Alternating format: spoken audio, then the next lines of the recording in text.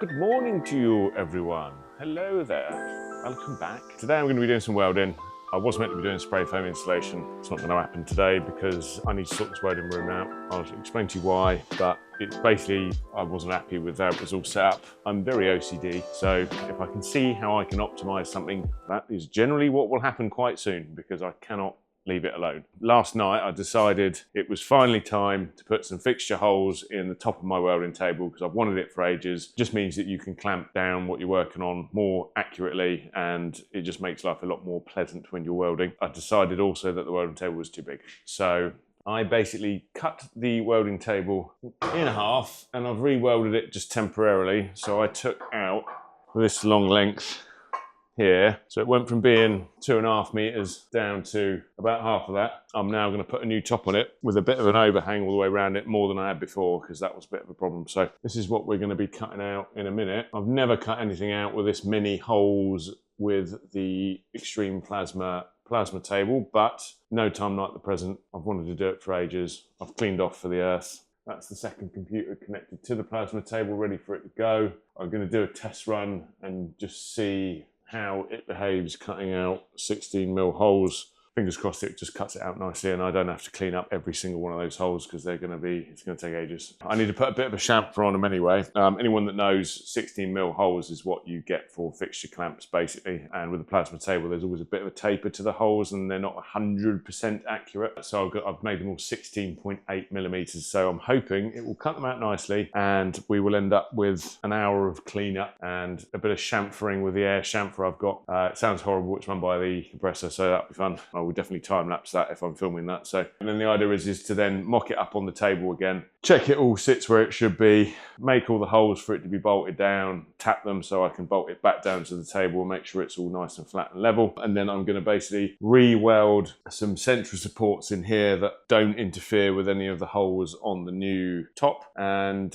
give it a clean up. I'm going to chuck some black paint on it, check it all marries up together, and then I'm going to pull both of the welders out and I'm going to attempt to make a new trolley for both of them to live on, because currently it's all living in this corner here. I want the MIG and the TIG on the same trolley so that I can wheel out the trolley out into the main bit of the workshop, because we've got a big roof rack to make on a Mercedes Vario library bus that we're doing in about a month or two, and I need to be able to make it out here, make sure it's all level and straight. And then we're going to be putting a hoist in on the ceiling, which will be another video later down the line, basically so we can lift it up, reverse the bus in, and then put it back down on the roof again onto the brackets that I'll have already bolted on and made on the roof. So I'm going to set the camera up now, up in the corner up there, so you can have a little look at what I am doing. So yeah, keep watching.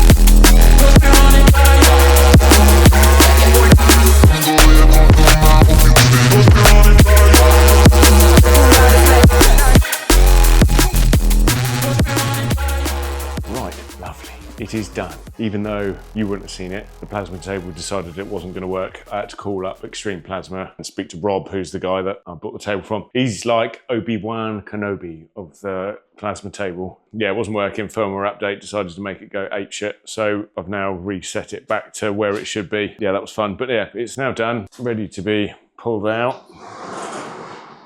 So I just need to get someone to help me lift it because it is very, very, very heavy, mate. So I'll leave that for the moment. And then what I'm going to do in the meantime is use these to make this look less shit. I'm going to replace the tops here, and then there's also two down the bottom. I've got a bit of buffalo board left over, which is what that is. Birch buffalo board. It's just got like a resin coating. Really good. So that is now what I'm going to do. So I'm going to chuck you on the tripod and quickly revamp the desk.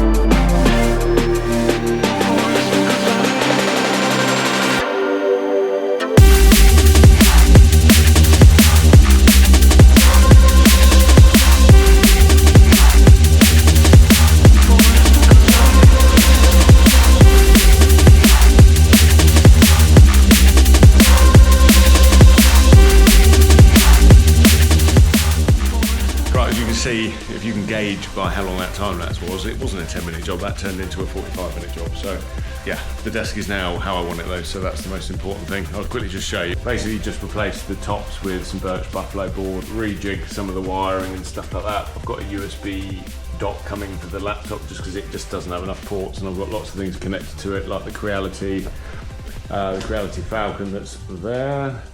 Obviously the 3D printer is Wi-Fi, but the Creality is not. It's hardwired. There's two cables running through it. So yeah, and now the plasma table is running off of this laptop instead of the mini PC, which was running on that screen. So instead of me having to crick my neck and just keep looking between the two, this is just going to be for YouTube when I'm working, basically. So I can have that on in the background. I'm now going to go and get someone to help me lift this new welding tabletop onto the frame so I can just double check it all fits. And I'm also going to start welding in some cross support. So I'm going to set the camera up again so you can see me doing it, and hopefully by the end of this time lapse we'll have a welding table that looks like it's a proper thing. And then, providing I've got enough time tonight, I'm going to get on with the trolley, which I'll probably end up finishing in the morning, but hey ho, see how we go.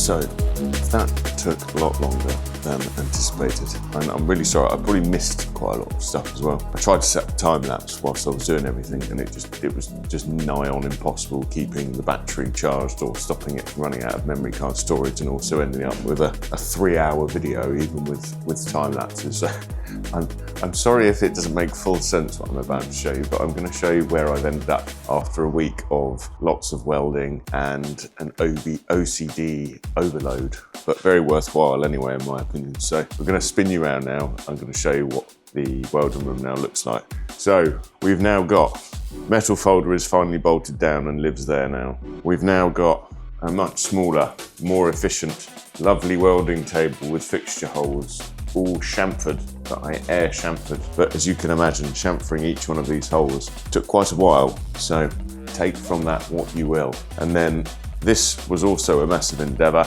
I've never made anything like this before. It needed to do many things. It now houses both the welders, both the gas bottles, TIG welding tubes, 3D printed lids, 3D printed bottom lids that are a bit tighter, so they do what they're supposed to do. This is just waste pipe for a sink. New stool. Thank you, Amazon. Nice cheap Chinese stool, but actually it's really good. Not much better height. Bottles are housed in their own little home here. We've got some cool hexagon accents on that side, all the way along that side, and then up on that level as well. Going along. Some new hooks. Everything to go on. It's very thoroughly welded, but I could spend another whole day welding every seam up and flapping it all back, but you know, come on, can't do that. And then we've got an optimized desk area where I've got a stream deck which has been sitting in for ages, all plugged in. New set of vernier calipers, which are USB-C finally, because the battery ones go a bit weird in the winter and get cold and all this, that and the other. Hopefully that one won't. Just all round a better amount of space. Finally got a controller connected to move the plasma around if I want to be looking at the plasma and flipping my head around to move it. The plasma is now running solely off this computer, so I've done away with the mini PC that was living underneath before. So this is now exactly how I want it. This monitor is now just an extension of the desktop. Perfect. And yeah, the plasma table's had a bit of a wipe over as I've been smashing it out for the last few days, cutting stuff. Another thing I'm very proud of is Rusty Knuckle Co. as a brand. It hasn't really been something I've been focusing on, but now that I've got this room set up, I want to make sure that I'm actually starting to release a few products that are for vans, which I feel are, you know, gaps in the market. What's available is either sometimes out of stock and you just have no other option, or they just aren't very good. So I, for example, fit lots and lots of awnings. We always use roof bars, so the van house conversions vans always have roof bars on them instead of having solar panels bolted directly to the roof. I don't like doing that. So roof bars gives you flexibility to remove them, to clean the roof, to upgrade, all sorts of stuff. So I've come up with these, and they're going to be something I'm going to take pictures of and list them on eBay and on our website. Hopefully there'll be something that Rusty Knuckle Co. will be able to put its name to, and I can start making a few of them every month, and they might generate a bit of income for us. These are awning brackets for one of the vans outside. They essentially sit on the end of a roof bar, and then you can attach the Fiamma or Trolley, I believe, brackets to that. So they'll bolt through. So they're far more heavy duty. The gusset on them is much more substantial. Obviously they are a bit heavier, but not ridiculous. The other brackets aren't light. The Fiamma roof rail kits. Yeah, I think these look the business. I'm very pleased with how they've come out. It's the first time I've kind of not mass produced something, but I've had to make them exactly the same. And the plasma table is obviously a pretty relevant part of that, because, you know, unless you're a magician, you wouldn't be able to make that without a plasma table or some kind of laser or water jet. So the fact that I've just designed these in half an hour, the gussets and the pieces here, is pretty cool, and I'm really proud of myself. And hopefully someone will want some cool hexagons and patterns on their roof bars that put the business, in my opinion. I did get carried away with the hexagons, so if you come over here last night, I had a couple of beers and I thought, I know what I'll do. I'll spend 2 hours making another shelf. So if you can kind of make out here, I just cut these gussets out because I wanted them to obviously act as strengtheners for this shelf, because I want to be able to put lots of offcuts on here, because currently, previously these were just under the welding table on the floor. I'll be able to put a lot more on here and a lot more up the top. It's all bolted to the wall with concrete anchor bolt, and yeah, I think it looks pretty sick. And these were just offcuts that I had laying around, but I just had a kind of idea in my head that that wall needed something there, and now it has something. Oh, also, I've been waiting for this little chap to turn up. It's a DeWalt right angle die grinder. Takes 6mm, 8mm collets. It's a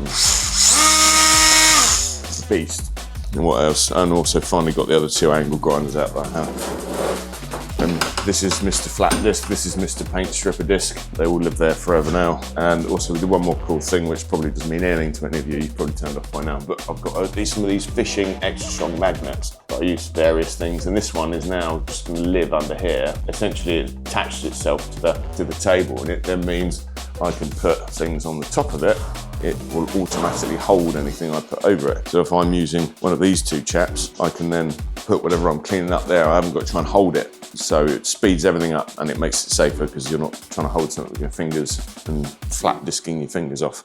So that's me done for this week. It's going to be a long video. It probably is a long video. I'm about to go and edit this video. I'm really not going to let this slip on YouTube. I really want to try and show all this madness that I put myself through. So yeah, tune in next week. I'm going to do, I don't know what day next week, but tune in next week. I'm going to be doing something. Don't know exactly what. It should be a spray foam video. It might be a shorter video that I can edit more easily and get up on time, and the spray foam might be the week after. So I would really like to do a video on van windows like these, because I've fitted well over 100 of them now. I've fitted different brands. I've got opinions. I'd like to share those with you, because some of them aren't good and some of them are very good. So I may do that, give you a quick, easy video next, and then I'm gonna have to do a pretty lengthy video when I do the spray foam, because I've got to do the whole explain or show some of the prep, and then I've got to go through the process of doing it, which it is quite quick, but the way I want to do it this time isn't exactly the same as how I did it last time, just from learning what I was doing. So it's probably going to be quite a long video as well. So anyway, thank you for watching this very long, probably an hour video of me OCDing things that don't need to be OCD'd. But in the end, I always think it's worth it. So thanks for watching. I'll see you next time.